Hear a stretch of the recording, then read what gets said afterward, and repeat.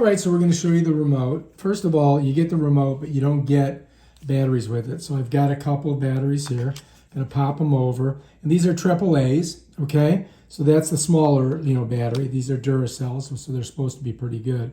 So I'm sliding them in negative side towards the spring, and bam, they're in. Then we just take it and close it and pop it around. That's your on button. That's your radar, 2 hour, 4 hour, full lighting, 3 hour. And that's a 2 hour with radar and 3 hour with radar, which we just went over. And that's basically how it works. There you go. Turn it on. Turn it off. One more time. Ready?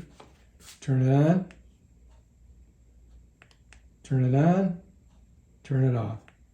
So you want to kind of get it pointed at it. You can see it's got like this thing shoots a thing at it. So that's basically how that's how the remote works.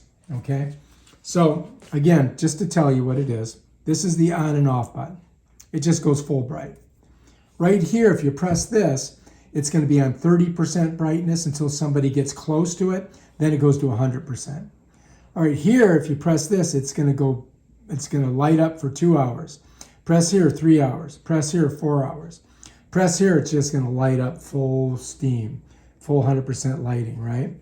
Down here, if you press this, it's going to go 2 hours, and it's going to use the radar where it's 30% unless somebody walks under it, and then it goes full brightness. Here it would be 3 hours at 30% until somebody walks under it, and then it turns off. So it would turn off after 2, 3, 2, 3, and 4. So you got to know that. But if you have it just on regular on, it's just going to go on. It's going to have a sensor, and it's going to light up.